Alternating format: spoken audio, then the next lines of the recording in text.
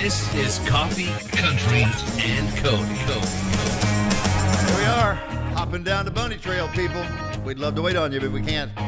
Jump in here, all over the world now on television. 6:50 a.m. WSM, WSMRadio.com, and Circle Country Television. To my right, there he is, the Portuguese man of war. Maybe the most handsome man you've ever seen in real life. With a little help from the makeup department, which you got yesterday as we were doing a photo shoot after the show, and your wife picked up on it. Instantly. Yes, she picked up on it. To my left. I think when you're not getting your photo taken and you're anywher else, it's obvious. Yes, and to my left, the extraordinary one, Kelly Sutton, is over there, who's just come from the arms of Blake Shelton. Put her on the prayer list, if you would. Yeah. I'm Bill Cody. Annie Nye is our studio director. And we got Hank. Hank Elliott is up in Master because we got a new baby in the family, if you missed it yesterday. Jeff Roberts, his wife, Lauren, their son, Tom, have a baby sister. Tom does now. And Molly Kate came into the world at a little over 8 pounds yesterday morning at 5:40 a.m. MK would be a really cute little nickname, too. Molly Kate. That just feels like it's going to have to be both of the names. You know, when Molly you say Kate. it, because it rolls so easily. So, especially when she gets in trouble. Yeah. Molly Kate. Molly Kate. So I want to go back to the hair and makeup, the glam of yesterday's photo shoot, which people will see. You'll get to see it in some new opens and things on the television side. But I had a television shoot for Tennessee's Wild Side out in Dixon some years ago. Okay. Of course, I'd go out there each week to record. And, I mean, they'd put makeup on, and this was pre-HD, when you put on more makeup than you do with HD. When standard depth. So this was 90s. Oh, yeah, they pancaked it on. Okay. And I was coming home, and I had to go to the bathroom. So I stop at the truck stop, and when I get out and start toward the door, this old boy, and you can kind of picture what I'm describing just by me saying, this old boy is standing there at the door. He's going to be polite, open the door and hold it for me. And as I get closer to him, and he sees me with all this makeup, he says, well, come on in. What do we have here? At that moment, it hit me. Oh, my gosh, I forgot to take my makeup off. That's so funny. And I don't know. Maybe there are some liberal truck stops out there someplace, but a man with full makeup does not always play at the truck stop. Okay. You need to play a different venue. You know what I'm saying? I don't know, though. I mean, like Motley Crue, Kiss. They like Kiss. It's probably a poster on the wall. Poison. Of Gene Simmons. Poison. Poison, that's right. Mama Helen liked the Poison. My mother used to say, I don't much like sound that name, but she fell in love with him. Brett Michaels. On what was on the Trump reality show, wasn't it? Yeah, The Apprentice. Yeah. The Apprentice, Mother got hooked on that thing. And she really liked him, but she said he was in that band Poison, like she had to explain to me who he was. Right. And I don't much like sound that name. I don't blame them. Sounds like they're up to no good. They're up to no good. So you and Blake Shelton, were y'all up to no good yesterday for a little while? Oh, just a little bit. All right. Yeah, no, I love seeing him. It's funny. I found an old picture of us, and it's been 20 years since we took that first picture. Man. And I said, hey, I got to show you this. And he's like, look at us. It's so fun, though, to catch up with him and find out what he's been up to. And he's just, he's Blake. Nothing hidden back there. He's totally an open book, but he has a lot of stuff coming up. So that's going to be on our podcast. I also have an update. Tucker Wetmore hung out with him for a little bit yesterday. He's got a debut album that's coming on the way. So we'll give you some updates on that. And get ready. This is so cool. Ned Ledoux releasing a duet with his late father, Chris Ledoux. And we've got it for you. And Chris Stapleton, speaking of Chris's, has a birthday today. Oh. A little backstory on Chris coming up. And then also the birth anniversary of a country music Hall of Famer named Roy Clark, who would frequent the stage of the Grand Ole Opry. And from the Assembly Food Hall stage here in just a little bit, Craig Shelburne is coming to see us. We're very excited. He is the author of the new Opry 100 coffee table book. And all the details are coming up. He's worked extensively in festival production for Americana Music Fest, IBMA. Craig Shelburne joins us in a little bit. More Coffee, Country, and Cody is on WSM. Very excited to welcome to the Assembly Food Hall stage Craig Shelburne, who is the author of Opry 100, just in time for our centennial, the coffee table book. And Kelly Sutton, Come back to us, Barbara Lewis. I can't. Huh? You gave me the book, and I am in it so deep right now. Craig, this is awesome. I got to tell you, Craig. It really is. First time in A-Cup's house? I came out here the night of the, we did some audio work for the audiobook that's also out today. We did some of the recording in here for that, too. Terry Clark read portions of the audiobook in our studio. Oh, that's awesome. Where is it available? Let's get It that. is everywhere, actually. It's a national release on Abrams Books, so you can get it at anywhere you buy books, including the Opry Shop tonight. And there are two different versions you brought us. The Right. one I have is exclusive to Target. Yeah, if you like to buy books at Target, it's a beautiful black cover like the Man in Black, and then everywhere else it's kind of a blue-purple cover, but it's got these really beautiful textures and it shines like rhinestones on the front. Really nice. So here's a question. Sure. I know when we walk in backstage now, there is a beautiful tapestry. Is that this? Because it very much looks the same, the Manuel. It's And it looks inspired like by something it. that Yeah. Marty Stewart would have done. Yeah. Yeah. Yeah, they had conversations between the publisher and the Opry to get the feel right because they decided not to put a bunch of faces on the cover. They wanted to capture the spirit instead. And I think that was like the second try, and they got it exactly right, I think. That is so cool. Beautiful. I opened my copy. It fell open to this page. Oh, is that Vince? Roy Acuff and Vince Gill's debut at the Grand Ole Opry. Yeah. That's the one that Vince always talks about. And when as he goes on, he gets up real close to him. And Vince said, I thought he was tearing up. I didn't realize he had a vision problem. But that's the page it fell open to, Yeah. which is the kickoff of and you maybe explain how you did the chapters. The New Tradition, which is a chapter on the 90s. Yeah, we started this book about a year and a half ago, and it took about a year and a half to write it, I'll say that. So where do you begin? We decided, in addition to chronology, we would take a break in between each chapter and talk about the costumes and talk about their membership. And so as you read it, it does tell the story chronologically, but there are so many pictures. But with Vince, he kind of enters the scene in the 90s. And the 90s chapter is really fun because that's when I started listening to country too. And so it was pretty wild because I grew up watching the Opry on TNN in the 90s. And I recognize some of those moments when I see the photos, and it took me back too. So I think of Opry ambassadors. First of all, Mr. Acuff. who Absolutely. would have had that title. Then Porter followed him in that role. Yeah. Of course, this also during the time that Opryland USA, the theme park, Right. was open. But I really think that Vince Gill embodies all those traditions and traits these days. I think so too, and I always enjoyed coming to the Opry, seeing Vince, but also watching people interact with Vince because he's very disarming. Like he'll come up and take a picture with you, or he'll want to, or he'll say, "Come in my dressing room for a minute." Yeah, when we did the interview with Vince, we talked probably for an hour, and he really gave me the in-depth story of When I Call Your Name and how close he was to just not making it. Like he was one breath away from being obscure. Yeah, because he'd already left RCA to go to MCA. Yeah, and that song was like the third single off the new record on MCA. And the head of the label was like, "I don't want him." Wow. And so they sent that song out. That's what worked. You know, with the Tony Brown on the piano or on producing, and then Patty Loveless singing harmony. Perfect recording. Oh, I mean, it was so close. that's crazy. Yeah, and he acknowledges it too. He But had isn't that a part of music history that we hear repeated over and over again? I was packing up to leave town, and I ran. I think of Gretchen Wilson, and the conversation John Rich had like the night before she was going to leave, sitting in the pickup truck somewhere, and she stayed. And then Redneck Woman came.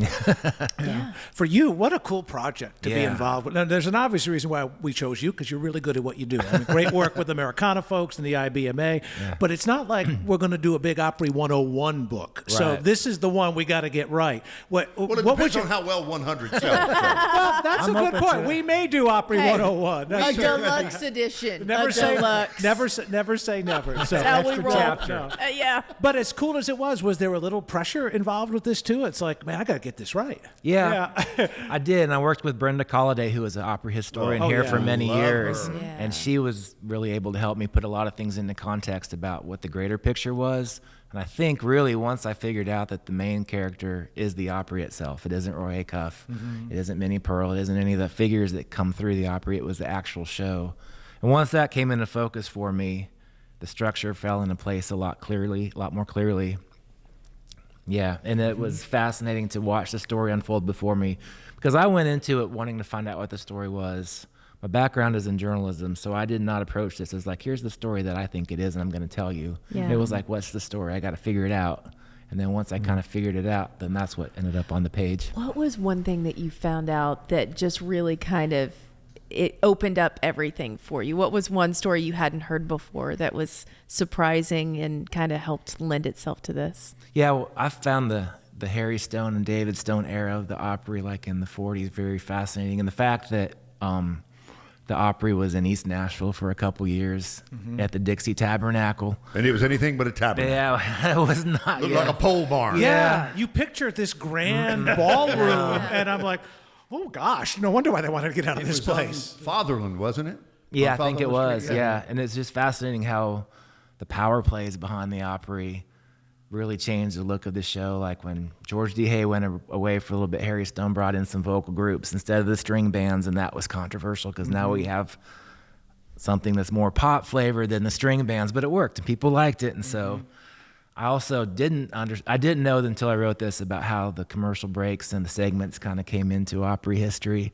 Just the Opry librarian needed some structure. His name was Vito, and he just needed to get the artist. Help me with his figured last out. name. Yeah, Pelletier. Yeah, there you go. I hope I said that Yeah, right. I think yes, I did. absolutely. Because I've heard Tim Thompson, long Yeah. stage manager, talk about Vito. Yeah, and they were at the Belcourt Theater, and just artists were coming and going, and he was a very meticulous librarian and needed some structure to the show so that he could keep it together, because he also had to archive it and also had to bring the music out of the library for the show. So once they figured out, let's do some segments so people know exactly the 30-minute window, and the Opry executive said, let's sell those segments. And that's how it happened. That's why we still have Opry segments today that are presented by, we all know who they're presented by, you especially. You could list all the sponsors. Well, that was such a magical time, too, the 40s and 50s, because Absolutely. radio was king. And, you know, while we still hit a lot of states at night, there's a lot of air traffic out there, if you will. But back in the 40s and 50s, that signal, I mean, 1,000 miles away, it was crystal clear. Yeah, it was clear it was channel. just so magical, you know? Well, I want to go back after the break here. We're going to play that Vince Gill. Okay, One I more can't last wait. chance that we referenced a little earlier.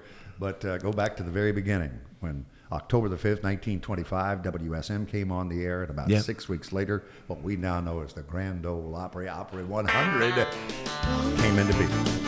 This is 650 AM WSM, Circle Country TV all over the world. More Coffee, Country, and Cody is on WSM. Welcome back, Craig Shelburne, this morning to Coffee, Country, and Cody from our Simply Superior Acuff House studio on the Grand Ole Opry Plaza. So when was the first time a kid from Davenport, Nebraska would have made it to the Grand Ole Opry to watch? 1995. Yeah, I came here. I moved to Nashville in 94 to come to Belmont, and then a friend of mine had an internship at a record label, and so she got us some tickets to come in and see the Opry. So I came backstage back when it looked like a high school back there. It was very... Trace Adkins said it more specifically after the flood when they remodeled. He said, I'm so glad the flood happened because it no longer looks like a high school cafeteria back there. All those metal lockers and everything, you know? Yeah. Trace was a fun interview. He gave me some really good juice for this story. You'll find it in his chapter. But yeah, I came back, and that was, when Bill Monroe was still here and Grandpa Jones was still here, and I had my disposable camera. Wilma Lee. Yeah, I loved Wilma Lee Cooper even as a kid, and I thought, I grew up watching it on the show, and so I would watch it for the people that played the weekends like Alan Jackson and Vince Gill, but then they would bring out Gene Shepard and Wilma Lee Cooper. And so because of the Opry, that's how I got my country music education. Well, you have a picture of where it all started, 1925. Yeah. As we know, WSM coming on the air in October the 5th, 25. And as we celebrate 100 years, in the latter part of November in 1925, the show that started out, old time tunes, then the barn dance, and in name in 1927 became the Grand Ole Opry. But rather posh studios for 1925 when you look at the 5th floor of the National Life and Accident Insurance Company building in that picture. Yeah, they had some insurance money. They had the Opry was inside of it was staged or broadcast inside of an insurance office when it started. So who was Edwin Craig, and when did the solemn old judge come into play? Yeah. Oh, here comes the morning quiz. So Edwin Craig was the son, I hope I get all this right, but he was the son of a National Life founder, and he was like 21, maybe in his 20s, and he had this fascination with radio. It was a new technology, And he kept telling his dad, like, we need to get on this radio thing. It's important. It's going to reach people. And I think the reason that he could turn the tide with his dad in that decision was, like, we could broadcast that we're selling insurance and then people will have heard of us. So when we're out there making the rounds with our Blue Shield men, because we shield millions, and so they call those insurance salesmen the Shield men, they'll know who we are if we advertise on radio. And there's some fascinating pictures in this book about, like, those early days of radio when it was brand new. And so, yeah, the solemn old judge came to WSM's launch party and struck up a friendship with Edwin Craig, and then Edwin hired him. From Chicago, right? Yeah. He came down just to watch, and then they ran into each other at a convention a few weeks later and offered him a job. I don't know how much insurance you could get for a penny, but they those really, were the policies, right? It was a penny policy that was a standard for national. And Bud Wendell actually sold them. Yeah, door to door. Who later came to run the Opry, and then subsequent to that ran the whole company as our CEO. Yeah, they would knock on the door saying, I'm here to talk to you about insurance on behalf of the Grand Ole Opry. And they would say, oh, well, I know about Come the on Grand in. Ole Opry. Yeah. Bud said they'd invite you in. You'd sit down at dinner or supper or whatever time of day it was. They'd send you home with meat and eggs. They opened a lot of doors. That name opens doors. How about that? In your extensive research, did you find a photo of Uncle Jimmy Thompson smiling? Because he looks to be the most unhappy man I've ever seen in my life. Yeah. Like, he'd want to be anywhere but where he is. You know? No. Okay. No. I don't think those pictures exist. Okay.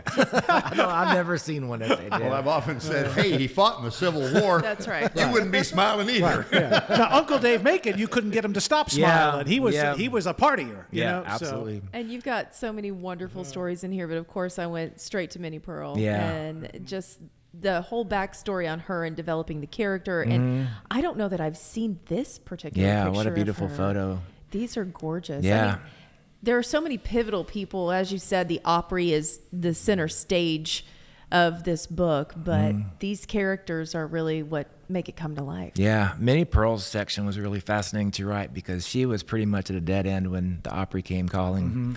She had lost her job and was living with her mom, and her dad had died, and she was, like, working for a government program that was teaching, I think, theater to kids after school, and somebody had seen it and said, come play at this banking convention. So she did, and then somebody who was at that convention called WSM and said, you should book her, she's pretty funny. And she didn't really love country or care much about the Opry, but an audition's an audition, so she showed up, and they put her on really late because they thought, well, if it fails, no, everybody's tuned out by then. And then all this fan mail came in. Like, she was on at like 11:40 or 10:40, you know, way after they thought people tuned her out. And then she realized, then everybody kind of realized this works. Yeah. And she really stayed with the Opry forever after that. She never left. Speaking of putting her on at night, putting the Opry and country music on WSM at night, because of the resistance of what I've always heard was the Nashville blue blood community that didn't want these hillbillies embarrassing Nashville, Tennessee with all this music they were playing. Yeah. Is that right? Yeah, there's a letter from I think a newspaper subscriber saying, you know, I'm reading about all these great shows, but all I'm hearing is hillbilly music. You know, on Saturday night, I want to hear the symphony. But, you know, like WSM in the early days did air the symphony, and they aired football games, and it's, you know, the greatest country station in the world now. But like in those days, they didn't do a lot of pre-recorded music. Everything was live. And so that's kind of how the tradition of bringing bands into the radio studio to perform started, because they didn't play records. They just brought bands in to play. And these bands, like, some of them were jewelry makers. One of them, like, owned an electronics store. One of them was a doctor that knew how to play banjo. So they just, like, whoever can come in here and keep the show going. It's very scrappy. The Opry was very scrappy in its early years. Well, my dad, and this is Craig Shelburne with Opry 100, the new coffee table book. My dad was born in 1922. Station comes on the air in 25. My mother was born today, 99 years ago. Wow. And it was their outlet to the world. And it's why it impressed me so as a child, as they shared these stories of these Opry stars long before they ever saw them. Right. They heard them for decades in some cases before they ever got a chance to come to Nashville and see the show. And there's so many artists that just had a desire to be part of it. I mean, Bill Monroe showed up in the insurance office one day just asking for an audition. Like, can I be on the show? Like, I've got this pretty good band, and I've been playing North Carolina. And the guys are like, well, we're getting coffee. We're going to be right back. And he got the audition, It's just wild that people really sought it out. Even those legendary figures that we think of now as iconic, like Roy Acuff, totally failed this first time on the Opry. He was nervous about the microphone, so he didn't really sing that piercing way that he did. He kind of crooned, and the audience was not into it. And he failed. Like, he kind of left with his tail between his legs, but David Stone called him and said, let's try this again. And then he came back and did it the right way and never left. So as Craig Shelburne shares that story, did you feel anything at that moment in time sharing that story in his living room this morning? Yeah, yeah. He's sort of tapping. That's not quite right. Hey. And I'm the central character. What time period is this ticket where it was 25 cents to get in and they charged you $5 federal tax for a total of 30 cents at the Opry? I wonder, does that say War Memorial on it? No, it doesn't. It doesn't have a date or a location. Yeah, it might have been even when it was at the Bell Court. Yeah, there were so many people trying to get in, they decided to sell tickets for 25 cents, and then it became 50 cents, and it didn't work.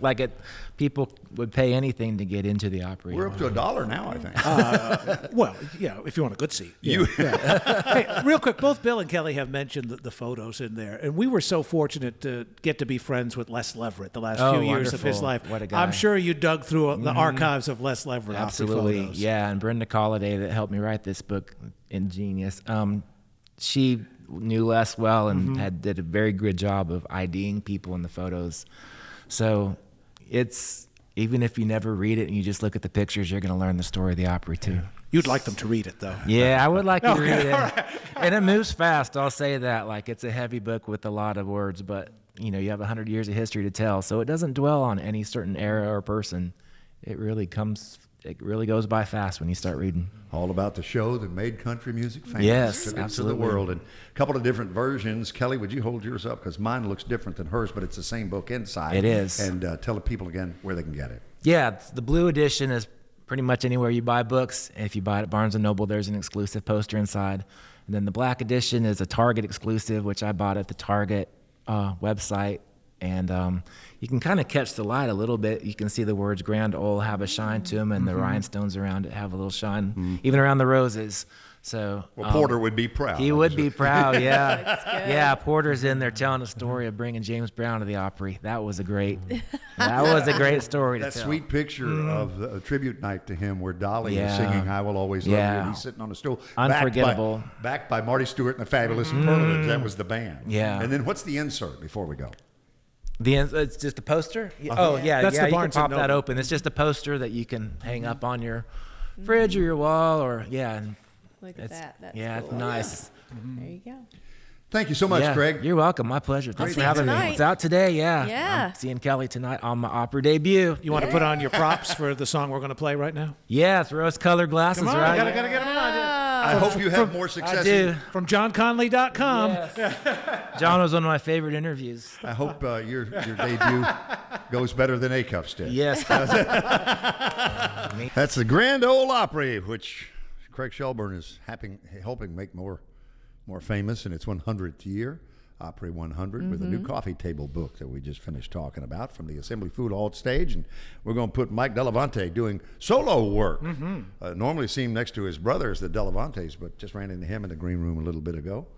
And he's going to join us in just after 9 o'clock this morning. Kelly Sutton, what you working on? You want to see some baby pictures? Who's baby? Jeff's. Oh, Jeff Roberts? Jeff Roberts, baby. Rock Solid Roberts in master control at the Opry House. We have pictures. Look at Molly Kate. There's Jeff. Oh, she's so tiny. Jeff looks tired already. He does. Bless it. Yeah. Well, she came early in the morning. It was like 5:30, I think. 5:40. 5:40 Yes. in the morning. So sweet little Molly Kate. We're glad that she is doing well. Look at that. Oh my goodness. Now- See, they do the bow. They didn't do that when Reese was born. They have the cap with the bow. Hey. They didn't do that. You pay extra for that, okay? That's fine. I paid a lot of money to have that baby. I would have paid extra for the bow. She looks precious. Congratulations to the Roberts family. There's big brother Tom meeting little sister. I'm not crying. And You're Lauren crying. is the mom there. And Look at Lauren. that's the first picture I've ever seen of Lauren. No. Heard about Lauren? Yes, I've never seen her. She came to our Christmas party. Yeah. She came to the opening of the studio. Yeah, I've seen her a few She times. goes to a lot of concerts. Yeah, soccer games. Yeah. Yeah, big Nashville You SC haven't- fan. All the places I'm not. That's Yes. true. Yeah. That's true. Yeah. Well, congratulations to the Roberts family. They look so cute. And in Molly Kate's defense, Jeff Roberts looks that tired after dealing with us every morning too. That's Sure him does. about 9 o'clock. So Sure does. Well, it's good that he knows to get up early in the morning Exactly. anyway. So, yeah, super happy. We trained him with that. We sure did. Hey, I want to tell you about the Ned Ledoux release. This is so cool. So Ned has released a duet with his late father, Chris Ledoux. This is 20 years after we lost Chris. And I think that we've got a little bit of the video to show you of this. This is a song that they've done together. It's called One Hand in the Riggin', obviously using the technology to find Chris's voice. Well, it's out right now, so if you are interested, you can download it, stream it, listen to it. Also want to let you know Carrie Underwood is setting records, everybody. She was in Las Vegas, and guess what? She now holds the record for the longest-running Las Vegas residency of any solo female country artist. Good for you. There you go. And good for country music. Yes, the American Idol star. Do we still call her that? I guess. She's now the American Idol judge. Well, without which it, you wouldn't know who she is. True. She's also a Grand Ole Opry star and an American Idol judge. She was at Resorts World, clocking 72 shows for more than 300,000 fans in attendance since it began in December of 2021. How cool is that? She said it's been so special to reflect on the first 20 years of this career. Big Country and Cody. Good luck. Well, Mike Delevante, sit down, please, on the Assembly Food Hall stage in the A-Cuff House of Simply Superior Studio on the Grand Ole Opry Plaza. Great to have you back. Thanks for having me. I was glad you found us because we moved since the last time you were in studio. That's right. I almost thought I was going to have to put a construction hat on and make my way down the... We do have a lot going on around here. What's going on? What are they doing? A What's lot happening? of renovation at the Gaylord Opryland. Oh, cool. Yeah, All and of right. course celebrating 100 years of the Grand Ole Opry. That's pretty exciting. Yeah. Well, a kid from New Jersey, when would you have known about the Opry? Do you remember from your childhood, or was that come Well, mostly later? the Ryman and that sort of thing. We didn't have a lot of country music in New Jersey. I mean, we had all the stuff that sort of broke through. But what really happened for us is we had a high school friend who was super into John Prine, Hank Williams, great singer-songwriters, and he introduced us to that stuff. And that's when our first band was actually a bluegrass band in New Jersey. No kidding. What were you called? Well, we thought it was bluegrass. I don't think we really were. We had a banjo player who was great. It was called Reckless Abandon. And it was a couple of high school buddies. And I had heard the Will the Circle Be Unbroken album. Oh, the Nitty Gritty Dirt Band, yeah. That's right. And I've recently got a chance to meet Jeff. We played a long player show together here, and he's such a sweet guy. Jeff Hanna. I tried not to be too gushy on him, but I was like, man, that record just changed my life. And I decided It changed theirs too. Yeah, right. I decided I wanted to learn how to play banjo. And so I found the only banjo player in New Jersey and took lessons from him. And he, by the way, he was state championship. He won the banjo state championship, which in New Jersey, which I don't know that there's more than one person. So I think, his name was Bill Donnelly. And I took lessons from him, and then we became great friends. And he joined our band, meaning like our high school buddies. He joined in, and then we just started playing around bars, and it was super fun, super great. How did that go over in New Jersey? It went over great in a way because it was, I think there was a bunch of people who were super into like Crosby, Stills, Nash and Young, Dylan. The Folkies? The Folkies, and we actually got a lot of Deadheads that showed up. Which was really interesting. And we did play some of that stuff, although I didn't know much about the Grateful Dead, but we played a couple of their songs. And so that was that was pretty interesting. And I think people were into, at that time, Charlie Daniels, and they were into Waylon and that stuff. Waylon and Willie was the big. Southern Rock thing, Skinner Yeah. was coming, and Marshall Absolutely. Tucker. I think they made that, they kind of put that together. Plus, there was beer. Well, And then, that pretty much tracks. Makes everything sound better. I know it does. Well, you told me something I didn't know. We were chatting off the air, just sharing about our love of Bob Dylan, and instantly went to A Complete Unknown, the incredible movie about the mid-'60s and Dylan going electric. Yeah. And I was telling Mike how wonderful I thought they recreated Greenwich Village, and you told me, well, they recreated it in Hoboken, New Jersey. Yeah, who knew, right? Yeah. This is where I lived after. I grew up in a little town called Rutherford, New Jersey. It's about 5 or 6 miles from New York City.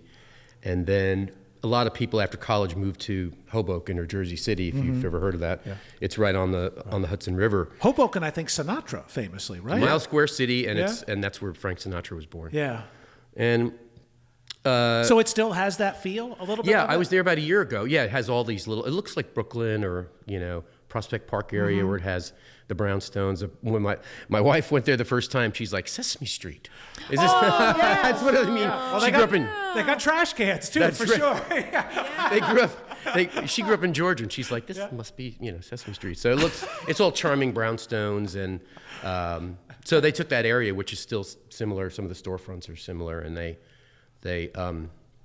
recreated. I guess it would have been Bleecker and Sullivan or one of those streets. Yeah. Yeah. Didn't you have a song somewhere in the Delevante's catalog called John Wayne Lives in Hoboken? Good memory. Huh? Yes, we did. Yes.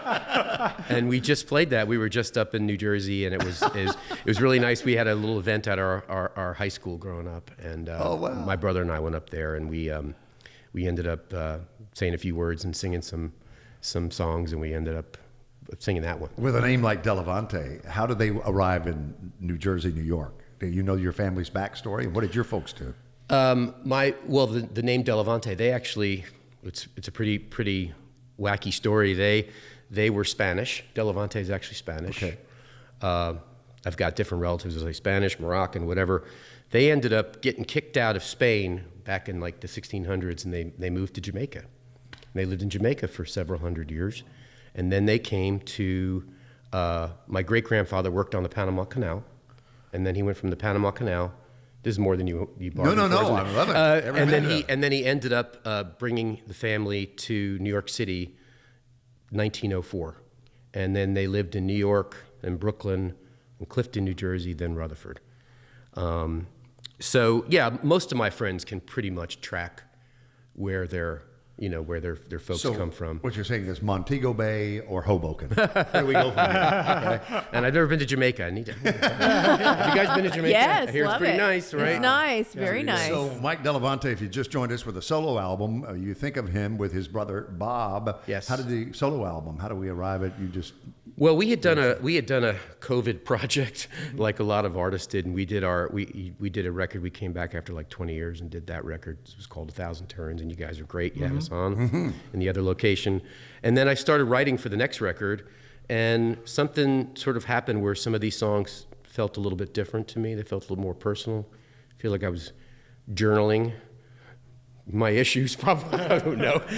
Catharsis was going on. Yes, it was. Yeah, and so I started writing for both of us, really. But then he was getting busy schedule-wise, and I was busy, and we were trying to put it together where we'd go in the studio. But it really did turn out that the songs were something that felt differently, I think, musically a little bit, and also lyrically. And I said to him, hey, do you mind if I'm thinking about doing this myself? And he said, you should. It's great. Because he's done 3 records by himself, too, in between our Capitol record, our Capitol Nashville record in '97, and then the last one he had done 3 records. So he said it's a great experience. You should do your own thing, and I'm right behind. And he's on it. He's on it a little bit. He plays harmonica on one of the songs. That's all I'll let him do. Also, so an old friend, and she recently played the Opry, debuted, and I first met her right outside this window in the Grand Ole Opry Plaza at a summertime show as a member of Last Train Home with Eric Brace, Jen Gunderman. Oh, yes. Yeah, who played, I'm assuming, keys or piano on this album. She did not play on the album. Okay. We talked about it, and then Joe Pisapia, who's the producer, did an amazing job. He's a multi-instrumentalist. And we were in the studio a lot together, and then we'd have these ideas, and we'd say, hey, we should get Jen Gunderman, and then we'd start playing, well, maybe it would be this, and next thing you know, he plays it, and it's like, okay, well, he plays keys, but she played live with me. We played a record release party was it last week? looking over at you. Yes. Last week we played a record release party, and she and her husband, Audley Freed, who's a guitar player, and they both play with Sheryl Crow. And she was great. I mean, they came out and they played with us. Well, September Days. Where'd you shoot the album cover photo? That is here in Nashville. I was trying to find a spot. I almost went home to. That's what my high school looks like. In fact, if you open up, that's sealed. But if you open up, the lyrics are over the senior hallway in my little high school, St. Mary's High School, in Rutherford, New Jersey. But I was going to go home to shoot some stuff, and my wife used to be a location scout in the video world. She worked. That's how we met. She was a video director back in the late '90s, and that's how we met. But so she has all these great spots she knows, and she pointed me at this little church in East Nashville. I'm trying to remember the name of it. Is it Mount Tulip or something? It's a little church. It's on East Nashville, and we pulled up, and it was like. It's perfect. And I was going to ask there's a policeman right there, and I was going to say, do you think we could take a picture out front? And he was talking to another guy, and the other guy was actually the pastor of the church. He goes, come on in, I'll give you a tour of the place. So next thing you knew, I was wandering around this church, and I was also with my niece, Emma Delevante, who's a really, really great photographer. So Bob's daughter, Emma, is a photographer. She's on the road with Tyler Childers all the time. Oh, nice. She's got she's doing really well as far as photography. Anyway, she took all the photographs. And it's perfect. That is a September day in Nashville. That bring you back to your there was school days? Beautiful. To make you nervous? Oh, God. Mike Delevante. It came out on Friday. It's available wherever you get your music. The full album, September Days. And we're going to feature The Rain Never Came. More coffee, country, and Cody is on WSM. Mike Delevante is here of Delevante's fame, which all started in 1988 for you and Brother Bob. Is that right? Well, we moved here in 93. At the encouragement, I saw Jody Williams came to see you guys. Yes, sir. A longtime BMI executive, and now at Jody Williams Songs here. He saw us play a radio show in New York City. It was the New Music Seminar, and I believe it was probably 1988 or 89, and it was just the two of us, Bob and myself, and we were playing a little radio interview at the Marriott Marquis, Times Square, and they were parading all these artists through, and we got off, and he came up to us and said, you should check out Nashville. I think you guys might do okay there. You might really like it. And so he was so gracious. We came down to Nashville for a week, and he set us up on all these different interviews to meet publishers, and we met. This is too long of a story, but our first pulling into Nashville. First night we were here, Monday, we went to Tootsie's. This is a longer story, but I'm gonna make it short. We went to Tootsie's just because we thought, well, that'd be super cool. Just get one beer, and then we'll go back to the hotel. We walked in, and U2 was playing. Oh my gosh, at Tootsie's? At Tootsie's, and there were about 10 people there. And it was Bono, it really was just Bono and Adam Clayton, and they were singing I Still Haven't Found What I'm Looking For. On an acoustic guitar, bass, and there was a pedal steel player, some guy in his literally in his late 70s, just playing along. And there were like 10 people there. And we thought, guys, it's a private party, we were gonna get kicked out. Right, yeah. And so but the thing is, we went up to the bar, grabbed a beer, and so I finally had the nerve to go to the bartender and say, man, this is amazing. He goes, what? He didn't know who they were. Oh, no. Yeah. Oh, my And gosh. I said, Was it their equivalent of a pop-up in today's music business? yeah, I think what they were, if you know much about them, I think they made that movie and record Rattle and Hum in Memphis. I think they spent a lot of time in Nashville. I think they called the Learjet and said, hey, let's go see our friends. I think they just came in to hang out. And so literally there were 10 people. And then so he says to me, well, are they big? And I said, have you heard of the Beatles? I mean, they were huge. They were doing stadiums at that point. Absolutely, yeah. And then he just said, man, we get them all in here. You guys pickers, you're next. No, are you serious? And then we were like, okay. And This then is your first night in the room. First night in Nashville. Oh, my God. So U2 is your opening act. That's what. Oh my gosh. That's what my mom says. That's crazy. So we got up insane. and played a couple songs, and Bono was dancing. It was this most surreal. He was dancing with a girl in front of us. It was the most surreal night I ever. I said, if this is Nashville, I'm in. Sign you know? me up. I'm in. And then 3 days later, we went to the Cannery to see Steve Earle play, one of our heroes, and Gary Talent got up and played a song with him from the E Street Band, and we met him later that evening, and we've been friends, and he's been our co-producer ever since. Wow. Yeah, I'm such a. It was a great week. I'm such a Springsteen fan. Are you? What is working with Gary like? He's just the most humble, sweet guy, but like so talented. Like you put that bass on him, and he was one of my favorite bass players even before I ever met him. Very, very Paul McCartney-ish. And some of those albums, you hear his style of playing and Thunder Road and Backstreets. It's just incredible. I mean, he's just so musical, and he's just like a guy from the neighborhood when you kind of from New Jersey. You know, he's just. So we've been really, really close friends ever since. 1992, is that when? That would have been. Yes, that would have been 91, 92. So, with all the changes we have seen in Nashville since 1992, oh God, where was the first place you lived? I lived in a cinder block house on Gray Barn Lane, like 3 doors in from Hillsborough, and it really was like a compound that had three weird little cinder block houses, and it was a 3-bedroom that we rented for $500. Nice. Can't get that anymore. Can't touch that. Can't do that anymore, right? The land it was on is worth $8 million, probably. And then I lived on Music Row right after that. One of those older houses right up towards was it called Blakemore there? Yeah. Yeah, Exactly. Yeah, like 4 or 5 houses in from Blakemore.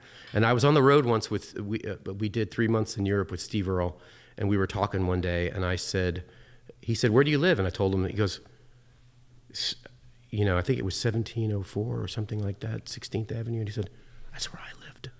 And he goes, and I go, wow, because I think it's like one of those apartments that just get like, Yeah. So that was really pretty funny. I think a bunch of people lived there, but that was cool.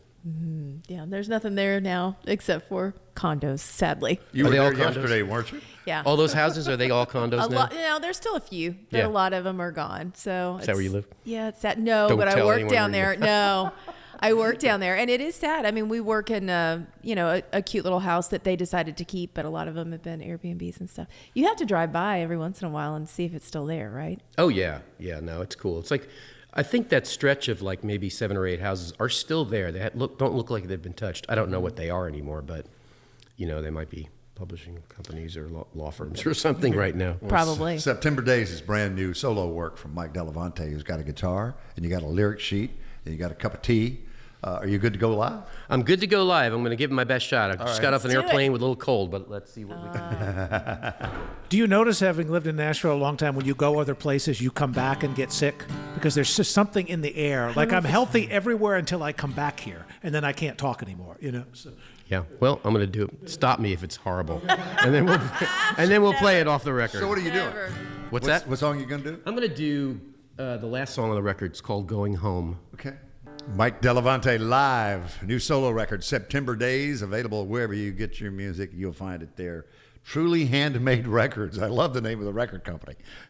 Thank you. That is a Guy Clark, the Guy Clark record company. Oh, no kidding. That Tamara Saviano is working on, and they released a lot of the Guy Clark archives, and she recently decided to sign some new artists. So I was really, really honored to be asked to be on that label. Well, it's perfect knowing the backstory now with the name, right. Truly Handmade. Yes, sir. All right. Thanks for coming to see us. Come back. Thanks for please. having me so much. Good So to much see fun. you. Thank you. Mike Delevante again, new album, first solo work from Mike. It's solo, and it's called September Days. More coffee, country, and Cody is on WSM. Happy birthday to Chris Stapleton today. Chris is 47, born in Lexington, Kentucky, and the family moved to Staffordville after that, where he was raised. Did you know he came to Vanderbilt and pursued a career or a degree in engineering? No, I had no idea. And then he dropped out to get in the music business. Well, I mean, it's worked out. It's for sure worked out for him. I didn't know that part of his story at Vandy, though. I had no Right. idea. Well, he's I now didn't either. distinguished alum. Yeah. He gets an honorary doctorate. He should get an honorary doctorate, just like Ashley McBride. And Yeah. Dr. McBride. And also, Dr. Seeley, before Dr. she Seeley. texts me, thank you. Yes, Okay. that's wanna right. Recognize Roy Clark, Grand Ole Opry and Hee Haw great and Hall of Famer. I got to know him well in the latter years of his life. He passed away. He was 85. I came across that this morning. This was his birth anniversary in Herrin, Virginia. And it was Jimmy Dean that first connected him back when Jimmy Dean was such a huge television star. That's so fun. I met him one time. Actually, I think I met him twice. But the last time that I got to see him, we were at the ACM Honors.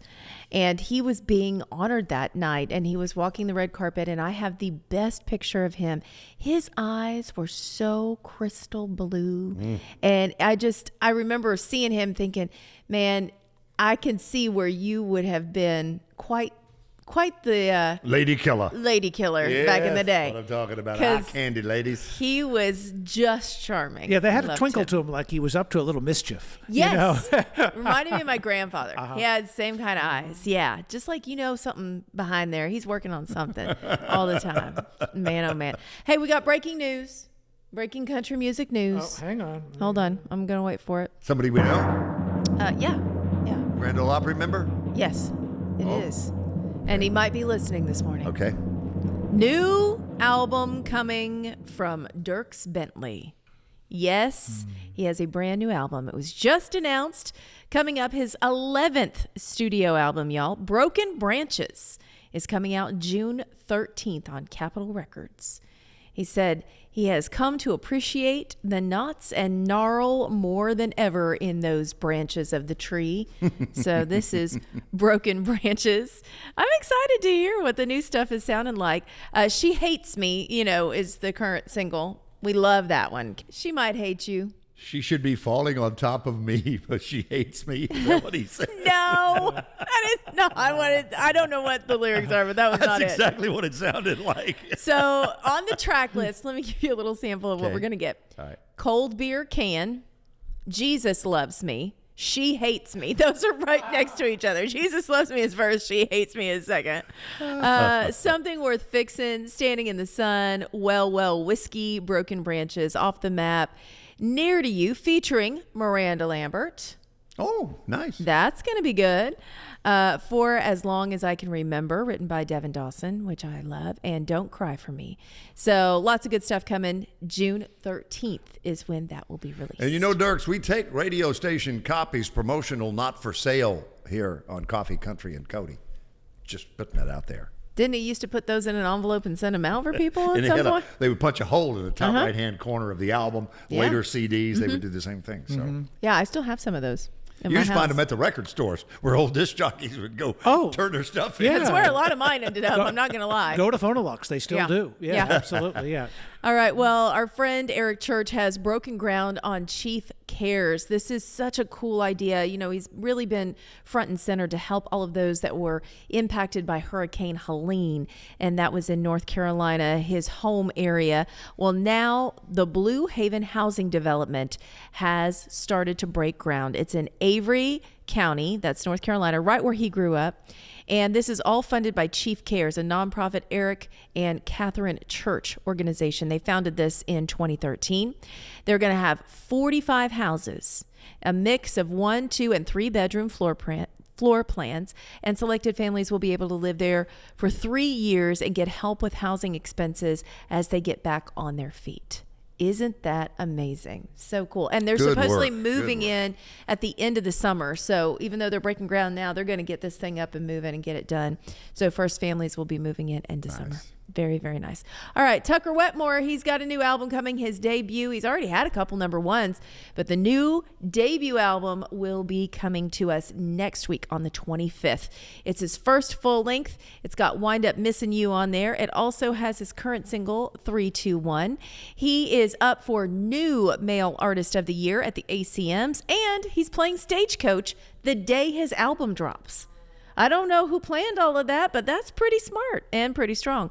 So, yeah, he said he's very excited to get this full album out to everybody. I think there are 19 songs on his debut album. That's a lot of songs. Well, John Party's album's got like 17. This new Honky Tonk Hollywood. 19 songs on here. 11 of them he wrote.